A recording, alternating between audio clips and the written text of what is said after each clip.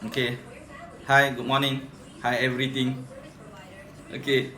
So hari ni kita sambung kita punya sesi e-learning dengan masuk satu lagi sub chapter iaitu penawaran. Okay, sebelum ni kita dah belajar permintaan di mana berkaitan dengan isi rumah. Hari ni ialah penawaran. Penawaran berkaitan dengan firma penjual. Okay, kepada pelajar yang ada textbook boleh ambil textbook muka surat 64. Cikgu dah masuk berkaitan dengan penawaran. First yang kita kena tahu ialah hukum penawaran. Hukum penawaran menyatakan bahawa semakin tinggi harga sesuatu barang, semakin banyak kuantiti yang ditawarkan. Okey, bermaksud kalau harga tu mahal, okey, penjual akan jual lagi banyak. Kenapa? Kerana penjual ingin mendapatkan keuntungan yang banyak, keuntungan yang maksimum. So, sebab itulah hukum penawaran bersifat positif. Okey, kedua, kita kena tahu keluk penawaran.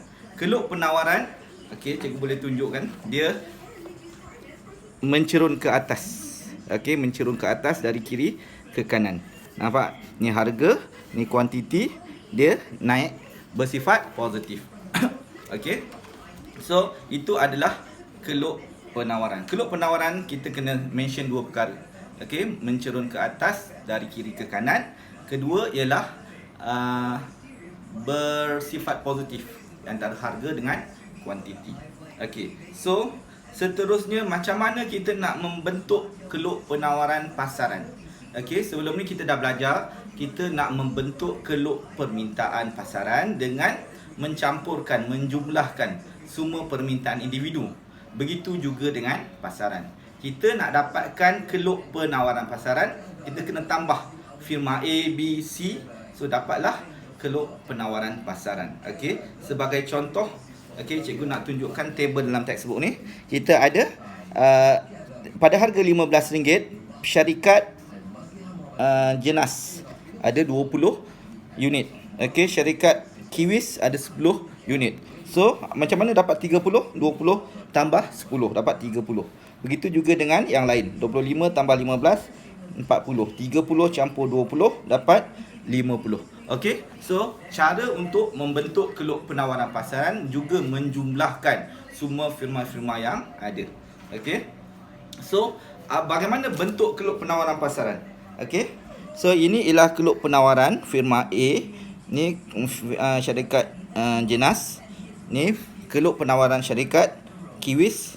Ini keluk penawaran pasaran. Okey. Keluk penawaran pasaran juga lebih landai. Okey. So, itu adalah dari segi pembentukan keluk. Nanti kita dah jumpa, kita akan buat latihan untuk bina graf. Okey, seterusnya kita nak faham lebih lanjut, ada latihan aktiviti. Okey, ni nampak ni 6 5 dapat 11. Yang ni 12 tak tahu dapat 22. So macam mana nak dapat tak tahu ni? 22 tolak 12. Okey, so dapat 10. Begitu juga dengan yang lain. Okey. So itu adalah bagaimana untuk mengira penawaran pasaran. Okey. So semalam kita dah belajar faktor-faktor yang mempengaruhi permintaan. Hari ini kita nak belajar pula apakah faktor-faktor yang mempengaruhi penawaran.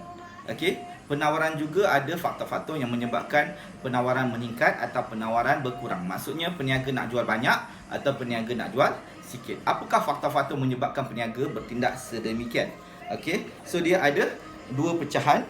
Okey, tengok sini. Dia ada harga barang itu.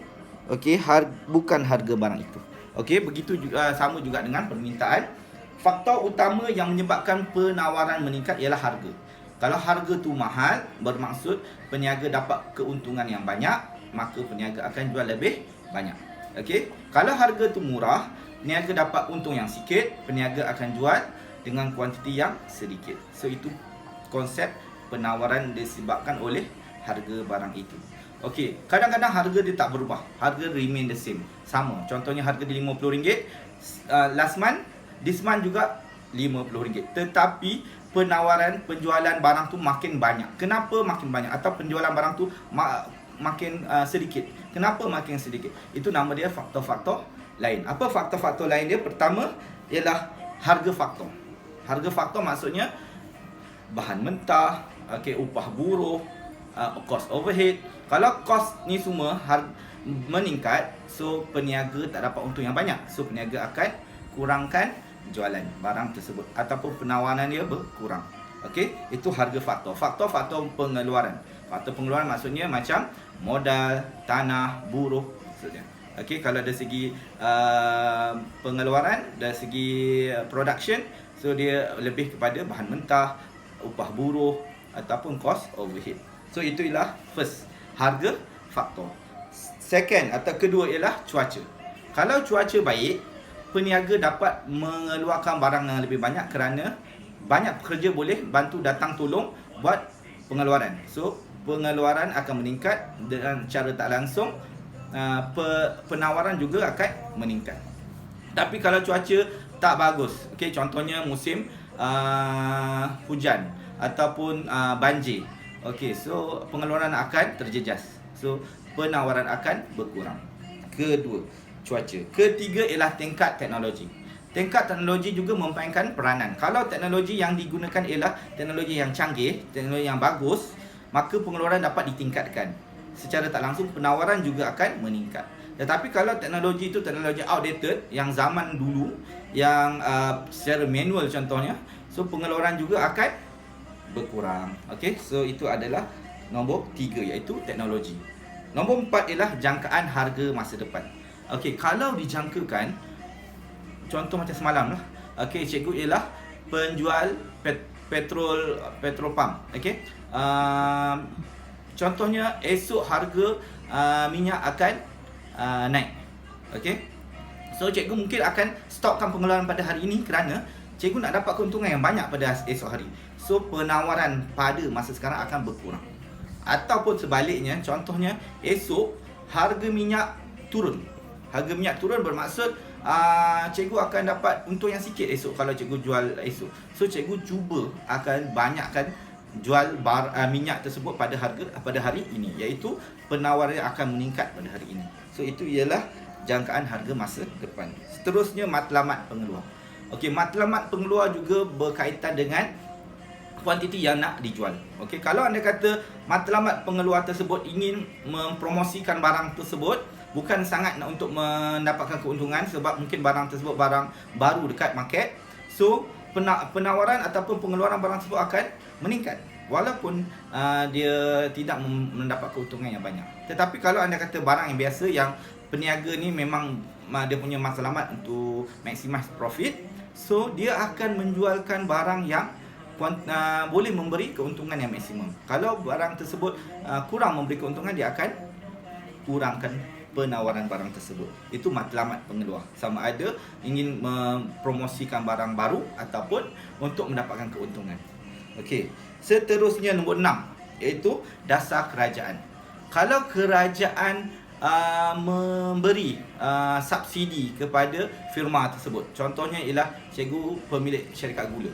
Okey, kerajaan bagi subsidi kepada syarikat cikgu. So pengeluaran gula akan meningkat sebab cikgu boleh meningkatkan keuntungan kerana kerajaan support, okey, bagi wang kepada syarikat itu. Okey, kalau anda kata kerajaan impose, kenakan cukai syarikat yang tinggi, okey, ataupun cukai excise yang tinggi kepada barang yang cikgu keluarkan. So apa yang terjadi ialah penawaran barang tersebut akan berkurang. Kenapa? Kerana kos dah meningkat. Kos tu ialah cukai. Okey, apabila kos meningkat, maka penawaran akan berkurang. Okey, so itu ialah dasar kerajaan. Sama ada kerajaan bagi subsidi ataupun kerajaan kenakan cukai. Kalau bagi subsidi, penawaran meningkat. Kalau kenakan cukai, penawaran berkurang. Okey, so cikgu rasa setakat itu kita punya sesi pembelajaran. Okey, kita akan bersambung di minggu depan.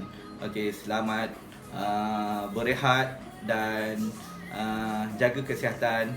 Okey, bye everything.